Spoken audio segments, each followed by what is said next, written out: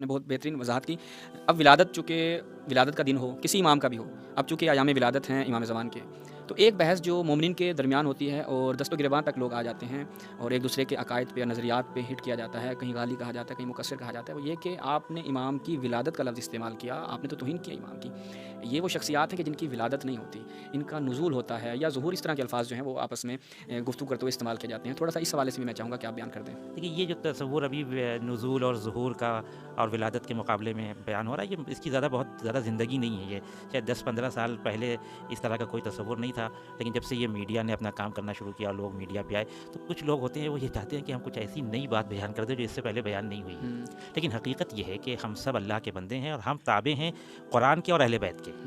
یا ہم قرآن کی بات مانیں گے یا اہل بیت کی بات مانیں گے۔ اگر آپ قرآن اور اہل بیت کی احادیث کو اٹھا کے دیکھیں تو معصومین کے اس ولادت کے سلسلے میں، یعنی معصومین جو دنیا میں قدم رکھتے ہیں ظاہری طور پر، مادی طور پر، اس کے لیے نہ ظہور کا لفظ استعمال ہوا ہے نہ نزول کا لفظ استعمال ہوا ہے۔ مفاتیح الجنان میں ماہ رجب کی جو دعائیں، اس میں سے ایک دعا میں 2 اماموں کے لیے مولود کا لفظ استعمال ہوا ہے۔ خود ہم کیا کہتے ہیں کہ امام علی علیہ الصلوۃ والسلام خانہ کعبہ میں مولود کعبہ ہے۔ مولود کعبہ، یہ بہت بڑی فضیلت، دنیا میں امام علی کے علاوہ کسی کو یہ فضیلت نصیب نہیں ہے، اور کتنوں نے تو آہیں بھری ہیں، کتنوں نے تو حسرتیں کی کہ کاش ہم کو یہ فضیلت نصیب ہو جاتی۔ اگر ادھر سے ہم کہیں کہ نازل ہوتے ہیں یا ظہور کرتے ہیں تو پھر وہ خانہ کعبہ میں ولادت امام علی کے مسئلے کو کس طرح سے حل کریں گے؟ لہذا ہم کو، جب ہم امام کو خطاب کر رہے ہوں، جب ان کو متوجہ کر رہے ہیں اپنی طرف، تو ان القاب کے ذریعے سے ہم استفادہ کریں کہ جو ہم کو قرآن نے یا معصومین نے بیان کی۔ جی، اس میں آقا نے اشارہ اچھا کیا ہے کہ یہ جو بحث ہے، یعنی یہ جدید بحث ہے، یعنی ہمیں تاریخ میں کہیں بھی نہیں ملتی۔ آپ مثلاً غیبت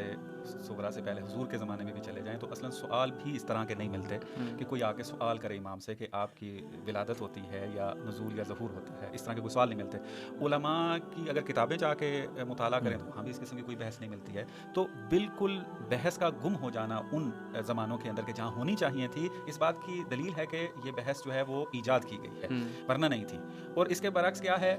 جس طرح آغا نے اشارہ کیا ہے، ولادت کی تعبیر ہمیں زیارت ناموں میں بھی ملتی ہے۔ مثلا رجب کی جو زیارت ہے اس میں جب آئمہ کا تذکرہ ہو رہا ہے تو آئمہ کا وہاں کیا ہے، مولود کا لفظ ہے۔ مولا علی کے لیے جو ہے وہ مولود کا لفظ استعمال ہو رہا ہے، اور جتنی بھی آئمہ کی ولادت کا تذکرہ روایات میں ہوا ہے، ولدا، ولدا، باب بھی اسی نام سے باندھے جاتے ہیں، باب مولود۔ اگر اس کے اندر قباحت پائی جاتی اس لفظ کے اندر تو ہم سے بڑے تو شیعہ وہ تھے، ہم سے زیادہ درد رکھنے والے تشیع کے تو وہ شخصیات تھیں کہ اگر وہ ہمارے لیے زحمتیں نہ کرتے تو آج تشیع اس طریقے سے ہم تک نہ پہنچی ہوتی۔ جناب کلینی ان سے بڑی، جس نے 20 سال زندگی کے صرف کیے ایک کتاب دینے کے لیے الکافی کی، تو اپنی زندگی پوری صرف کر دی کہ آئمہ کی حدیث ہم تک پہنچے۔ تو اگر یہ الکافی ہم تک نہ ہوتی تو ہم امام کے زمانے کے ساتھ متصل نہ ہو سکتے، چونکہ روایات ہیں جو ہمیں آئمہ کے حضور پہ لے جاتی ہیں اور ہمیں متصل کرتی ہیں اس زمانے کے ساتھ۔ دوسری بات یہ ہے کہ اس ظہور کی جو بحث چھڑی ہے نا، آہستہ آہستہ اب سمجھ میں آ رہا ہے کہ یہ بحث چھڑی کیوں تھی۔ آپ زیادہ ناظر ہیں اس بات کی طرف، سوشل میڈیا میں بلاخر آپ کا کام جو ہے وہ ہم سے زیادہ ہے، تو آپ دیکھیں کہ جناب محسن کی شہادت کہ بہت ہمارا، آپ یوں کہہ لیں کہ جب بھی بی بی زہرا سلام اللہ علیہ کی شہادت کا تذکرہ ہوتا ہے تو سب سے زیادہ مظلومیت کا پہلو ہے، مظلومیت کا پہلو ہے بہت زیادہ۔ آپ دیکھیں کہ ہمارے نامور خطیب باز جو ہیں وہ اس کا انکار کر رہے ہیں، صرف اس وجہ سے کہ ولادت کا انکار کر سکیں، یہ ظہور کو ثابت کر سکیں، ولادت کا نہیں۔ باقاعدہ اپنی تقریر میں وہ انکار کر چکے ہیں کہ جناب محسن باطن میں نہیں تھے بلکہ کیا ہیں، گود میں تھے، وہ سکت ہو، یعنی گر گئے۔ جب دروازہ گرا تو ہاتھ میں تھے۔ تاریخ کے کسی پنے کے اندر جو ہے وہ یہ بات نہیں لکھی ہوئی ہے۔ تو اب یہاں سے پتہ چل رہا ہے کہ یہ کس طریقے سے نظریے کو گھڑا گیا اور کہاں پہنچانا ہے ان کو، کہ تشیع کے اندر انتشار پیدا کرنا اور اس مظلومیت کو کہ جو بیان کی جاتی ہے وہ مظلومیت کو ختم کیا جائے، اور اس طرح کی دوسرے اور بھی بہت سارے مفاسد اس کے اوپر آتے ہیں کہ ابھی چونکہ موضوع یہ نہیں ہے۔